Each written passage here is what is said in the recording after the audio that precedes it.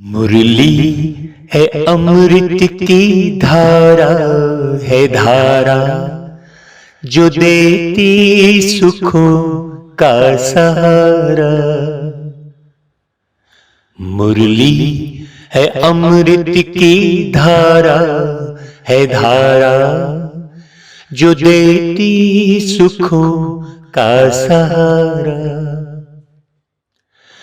भूले जीवन में हो जाए बाबा मुरली में समझाए, तुम्हें देवता बनना है प्यारा, देखो गलती न करना दोबारा।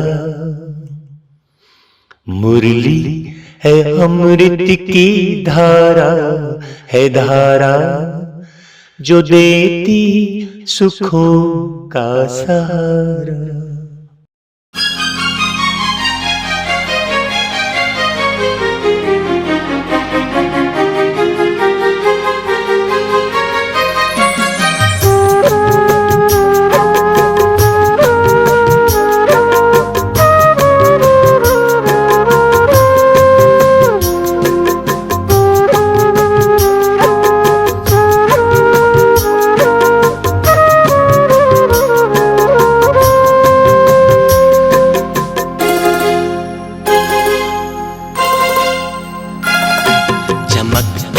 सितारों को हमने है देखा आसमां पे जाते हुए। चमकते सितारों को हमने है देखा आसमां से जाते हुए। आसमां से पार वतन में, आसमां से पार वतन में प्रभु से मिलन मनाते हुए। चमकते सितारों को हमने है देखा आसमां पे जाते हुए।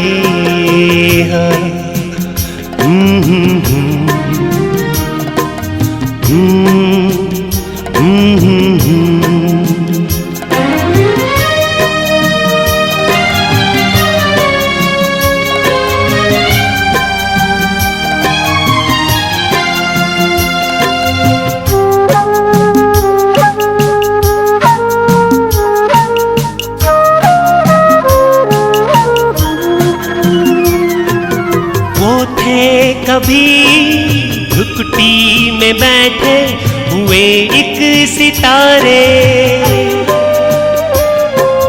वो थे कभी झुकटी में बैठे हुए एक सितारे।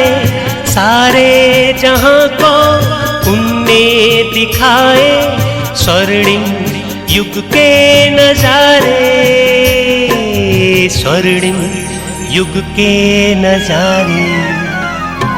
चमकते सितारों को हमने है देखा आसमां से जाते हुए।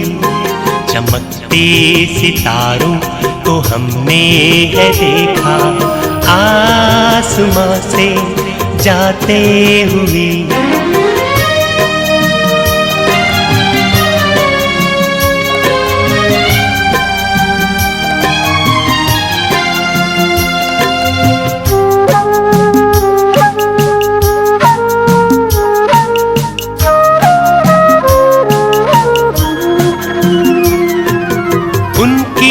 नजर में सारा जहां छोटा परिवार है। उनकी नजर में सारा जहां छोटा परिवार है। भेदभाव सारे मिटाकर बसाया नया संसार है, बसाया नया संसार है। चमकते सितारों को हमने है देखा आसमां से जाते हुए। चमकते सितारों को हमने है देखा, आसमां से जाते हुए।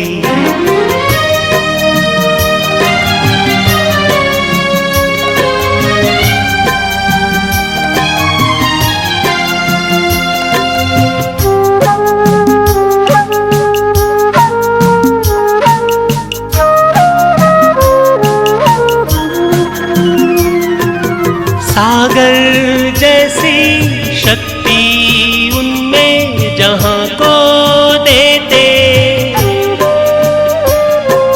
सागर जैसी शक्ति उनमें जहां को देते, शांति की किरणें फैलाते हैं, प्रभु का मन मोह लेते,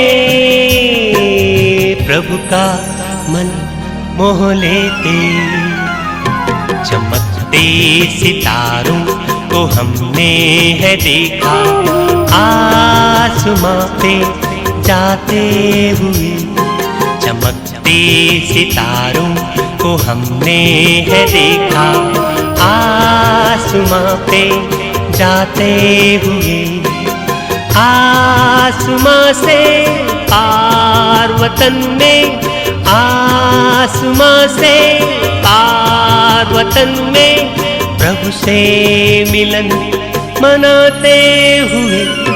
चमकते सितारों को हमने है देखा, आसमां से जाते हुए, आसमां से जाते हुए, आसमां से जाते हुए, आसमां से जाते हुए। सबसे पहले तो हम आपको बहुत बहुत शुक्रिया करते हैं, धन्यवाद देते हैं कि आपका मन प्यारे बाबा की मुरली सुनने में लग रहा है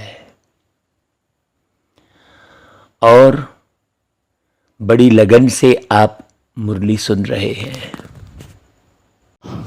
बाबा के ज्ञान में अच्छी रीति चलने वाले जितनी भी बाबा के बच्चे हैं, उन सब के लिए आज बाबा ने अमृत बेले विशेष बात कहने के लिए हमें बताया।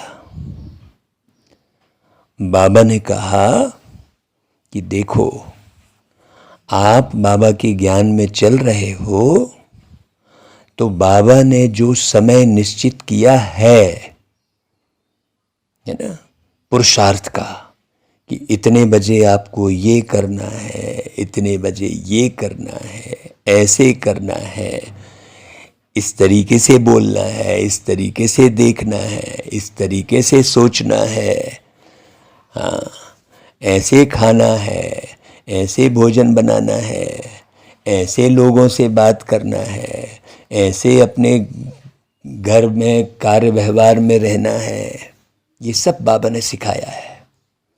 तो जो समय बाबा ने निश्चित किया है कि बच्चे इतने बजे उठो, तो उतने बजे ही उठना है। फिर उस समय अपने मन को और अपने तन को देखते नहीं बैठे रहना है, क्योंकि कोई भी बाबा का बच्चा यदि वो सोचेगा मैं अपने मन के हिसाब से चलूँगा, तो वो कभी अपने आप को संपन्न और सुखी नहीं बना सकेगा। कोई सोचेगा मैं अपने तन के हिसाब से चलूँगा, नहीं, आप मन को बिल्कुल ठीक करो, अपने तन को ठीक रखो। हाँ, तन के हिसाब से चलना पड़ रहा है, ये ऐसे चलाओ नहीं, अपने तन को ठीक करो और चलो। वास्तव में मन ही ठीक नहीं होता है। हाँ, मन के हिसाब से जब चलते रहते हैं ना, तो फिर तन भी बिगड़ता रहता है। इसलिए बाबा ने कहा कि मन मत नहीं श्री मत, तो बाबा ने मुरलियों में हर बातें बहुत अच्छी रीति समझाई है। संसार में इतनी किताबें बनी हैं, लेकिन उन संसार की सभी किताबों को एक तरफ रख दो और बाबा की मुरली को एक तरफ रख दो। तो बहुत अच्छी रीति समझना भाई, मन के हिसाब से चल रहे हो तो कभी आगे नहीं जा सकते। आप स्वयं को धोखा दे रहे हो। तन के हिसाब से चल रहे हो, है नहीं, तन के हिसाब से आपको नहीं चलना है। आपको जैसा भी करके तन को परफेक्ट रखना है, चाहे दवाई खा के रखो, चाहे एक्सरसाइज करके रखो, चाहे भोजन में परिवर्तन करके रखो, लेकिन ये समय परफेक्ट बनने का है। तो एक एक बातों पर ध्यान देकर और आप ये पुरुषार्थ करेंगे तो ही आप फायदे में रहेंगे। नहीं तो मन का रोना रो रहे हैं, तन का रोना रो रहे हैं, तो परिवार का रोना रो रहे हैं, मतलब जन का। तो तन का, मन का, जन का, धन का ये रोना रो रहे हैं। क्या करें, मेरे पास धन नहीं है, क्या करें, मेरा मन नहीं लगता, क्या करें, मेरा तन काम नहीं कर रहा है। ये सब रोना रोते रहेंगे तो वो तो दुनिया वाले भी रोते हैं। फिर हमारे जीवन में और दुनिया वालों के जीवन में फिर अंतर क्या रहा? यदि आप सदा इन चार बातों का रोना रोते रहेंगे तो नहीं। इसे ही परफेक्ट करने के लिए तो बाबा रोज मुरली सुना रहे हैं, सिखा रहे हैं, पढ़ा रहे हैं, समझा रहे हैं, शक्ति भी दे रहे हैं, सावधानी भी दे रहे हैं, शिक्षाएं भी दे रहे हैं खूब अच्छे से, बारीक बारीक। तो आप जितनी ज़्यादा मुरली सुनेंगे उतना ज़्यादा आप ये सब रोना रोना बंद कर देंगे। फिर खुशी खुशी आप सही समय पर सही पुरुषार्थ करेंगे। तो भाई आज के इस छोटी सी बात को विशेष ख्याल रखिए और सबको परफेक्ट बनाने की कोशिश करो। जब आप हर दृष्टि से मजबूत बनेंगे, परफेक्ट बनेंगे, तो फिर आप सतयुग में पहले पहले आएंगे।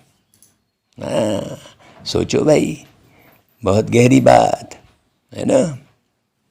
देखो, दुनिया अलग बोलती है और बाबा बिल्कुल उसके विपरीत बोलते हैं, है ना। है, दुनिया कहती है इतने घंटे सोने पर पूरा आराम मिलेगा, और बाबा कहते हैं जागने पर आराम मिलेगा। है, वास्तव में आप सो रहे हैं और क्या चीज़ गिर के है और आपको शरीर छोड़ना पड़ जाए, कोई ठिकाना नहीं है। और जग रहे हैं तो आप देख सकते हैं कि यार ये चीज़ गिर रही, तो आप अपने शरीर को बचा सकते हैं। तो जागते हुए ही आप लंबी आयु जी सकते हैं।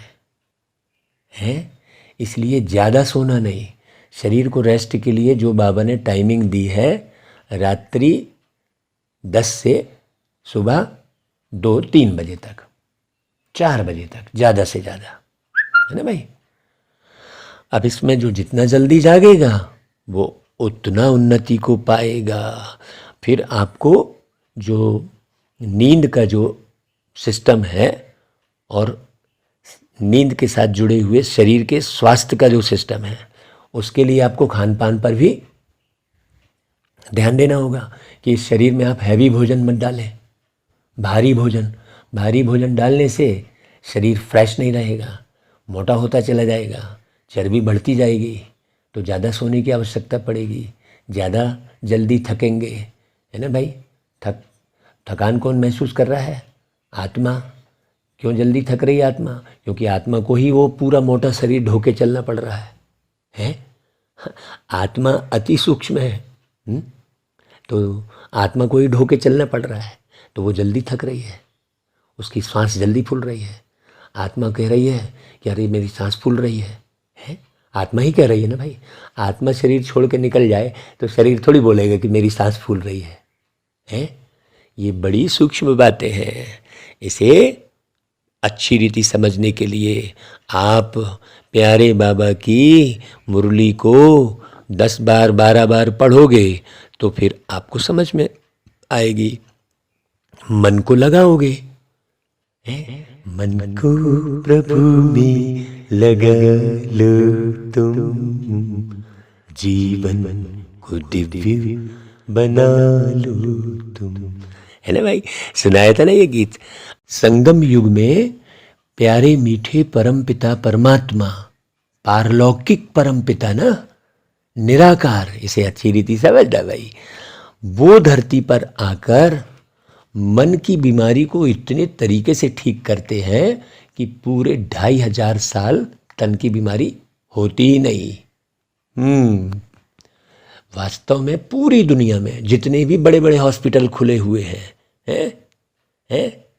वो सब मन के रोग को ठीक करने के लिए तन की जो है बीमारी को खोजते पड़े हैं, और बीमारी बढ़ती चली जा रही है, दवाइयाँ बढ़ती जा रही हैं, मशीनें बढ़ती जा रही हैं, और लोग स्वस्थ नहीं हो रहे हैं। ये रिजल्ट है। दवाइयों का अंबार लग गया लेकिन लोग स्वस्थ नहीं हो रहे हैं। अब आप दवाइयों के द्वारा मन को कंट्रोल करो, चाहे बाबा की ज्ञान रूपी गोली से मन को कंट्रोल करो, ये आपके ऊपर निर्भर करता है। बाबा के ज्ञान से मन को कंट्रोल नहीं कर रहे हो है, इसलिए दवाइयों की तरफ जाना पड़ रहा है।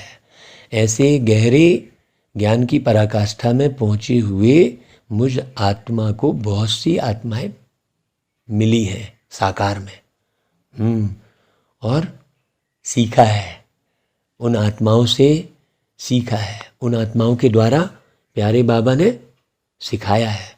तो अंदर में वो जिज्ञासा रहनी चाहिए हमारे अंदर में हमेशा।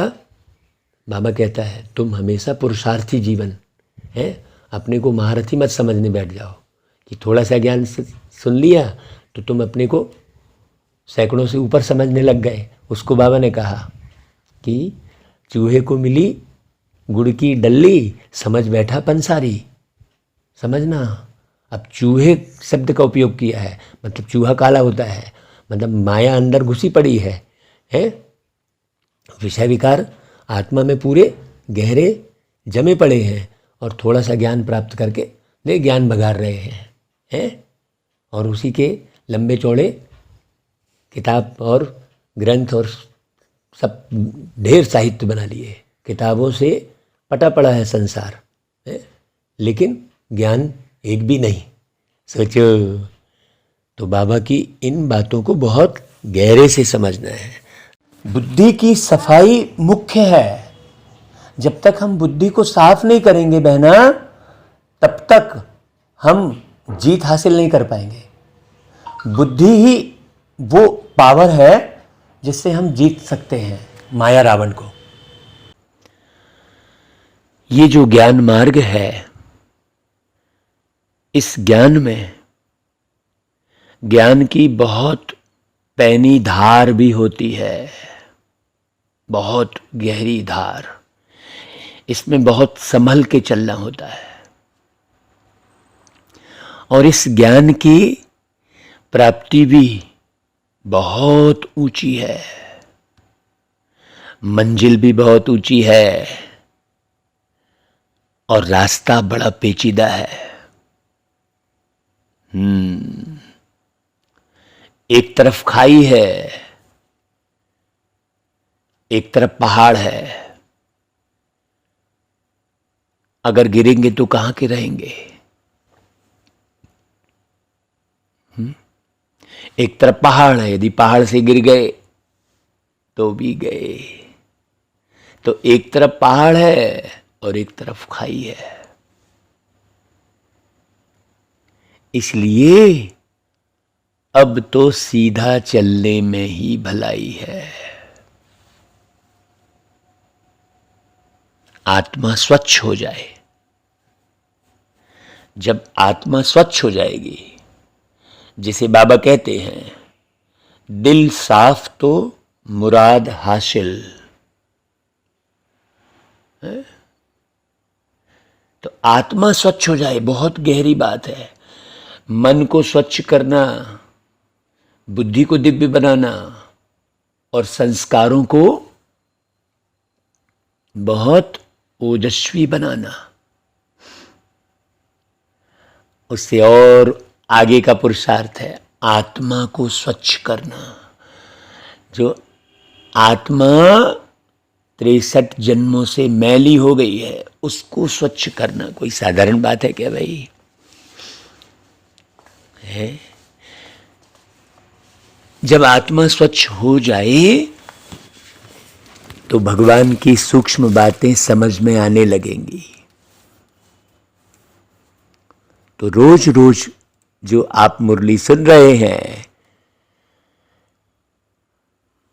जो बाबा का ज्ञान सुन रहे हैं, उस ज्ञान की शक्ति से कर्म बंधन को तोड़, बुरी आदतों को छोड़, जो कुछ बीता वो भूल। 3 बातें हैं। अगर आपने ज्ञान उठाया और बीते हुए को नहीं भूले तो मिलावट हो जाएगी भाई, और मिलावट हमेशा दुख देती है, मिलावट हमेशा नुकसान करती है। तो ज्ञान की शक्ति से कर्म बंधन को तोड़ें। उसके लिए गीत गाया था, दुनिया का बंधन, देह का बंधन, तोड़ सको तो तोड़ लो, अपनी नैया को इस भव से बचाकर मोड़ सको तो मोड़ लो। बहुत सूक्ष्म में बुरी आदतें रहती है, उनको तोड़ो। भगवान से जो मिल रहा है उसका अनुभव करना और कराना। जो बाबा हमसे एक एक बात कहलवा रहे हैं उसे ध्यान से सुनकर जो आत्मा डायरी में नोट करेगी उसे बार बार फिर आंखों से पढ़ेगी भी। एक है कानों से सुनना, दूसरा आंखों से पढ़ना, तीसरा मुख से बोलना। ये 3 रास्ते हैं। तीनों रास्तों से केवल बाबा की मुरली। तब मन में बाबा स्थिर बैठेंगे, तब दिल बाबा से गहरे से जुड़ा रहेगा। तो भगवान से जो मिल रहा है उसे अनुभव करो और कराओ, चिंतन शुभ बनाओ, तब आगे बढ़ेंगे। वो गीत है ना भाई, अपनी चिंतन की धारा बदल लो, रोग चिंता का मिट जाएगा, कर तपस्या करो याद शिव को, मन को आराम मिल जाएगा। और बहुत सूक्ष्म बात है, खुद का संबंध और लेन देन भी भगवान से रखना है। अंदर की लेन देन। किससे बातें कर रहे हो आप? हमेशा अंदर से। अंदर का संबंध किसके साथ है? तो जब खुद का संबंध और लेन देन भगवान से रखेंगे तो दूसरों का संबंध और लेन देन भी बड़ी सहज रीति भगवान से करवा सकेंगे। अगर हम ही लेन देन में उनके साथ संबंध में आएंगे, है ना भाई, तभी हम दूसरों का संबंध करवा पाएंगे। किससे? बाबा से। और यदि दुनिया वालों से हम लेन देन और संबंध में अपना समय गंवाएंगे तो वास्तव में जिसके साथ हम लेन देन और संबंध में समय दे रहे हैं उसकी भी दुर्गति हो रही है और अपनी भी दुर्गति हो रही है, सदगति नहीं होगी। हाँ, और जो स्वभाव है ना, हम इससे बात नहीं करेंगे, हम उससे बात नहीं करेंगे, हम ऐसा करेंगे, हम वैसा करेंगे, इसने ऐसा कर दिया, उसने वैसा कर दिया। ये क्या हो गया? ये स्वभाव वास्तव में लापरवाही वाला स्वभाव हो गया। तो लापरवाही वाले स्वभाव से खुद का भी नुकसान होता है और आपके इस लापरवाही वाले स्वभाव के कारण अनेकों का भी हो जाता है। तो ये लापरवाही वाला स्वभाव, इसको ही सूक्ष्म माया समझना। जो बाबा कहते हैं, बच्चे तुमने बड़े बड़े पेपर तो पास कर लिए, लेकिन सूक्ष्म है। और आपस में नए संबंध बनाना, दूसरों का चिंतन करना, ये माया है। इसको समझना है, परखना है और जीतने की शक्ति स्वयं में धारण करना है। और बड़ी गहरी बात है, आपको महाराजा बनने का लक्ष्य दिया है बाबा ने। राजयोग सिखाकर बाबा इशारे देते हैं, बच्चे ये लक्ष्य की तरफ इशारे देते। बाबा फोटो की तरफ उंगली दिखाते हैं। तो लक्ष्मी नारायण, विश्व महाराजा और विश्व महारानी। तो महाराजा आप कब बनेंगे भाई? जब आप राजा बनाएंगे। हाँ, तो हर किसी को राजाई दिलाने का पुरुषार्थ करना है, इतनी मेहनत करनी है। ऐसे नहीं कि फलानी आत्मा मेरी होकर रह जाए, मेरी प्रजा बन के रहे। ये भी सूक्ष्म पाप कर्म है, बहुत गहरे से समझने की जरूरत है। ये शुभ आश हो कि हरेक जो है राजगद्दी को पाए।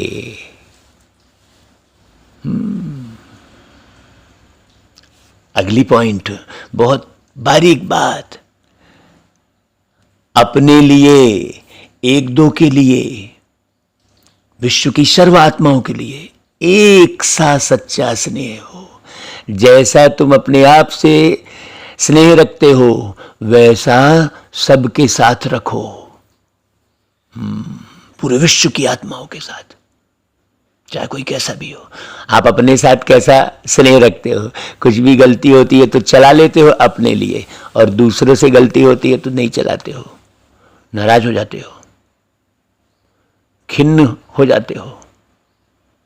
भाई मुरली सुनना, भगवान के संपर्क में आए हो तो हंसने बहलने के लिए नहीं आए हैं, बल्कि काहे के लिए आए भाई? हम अंदर से कलयुगी कीड़ा कचड़ा खत्म करने आए हो,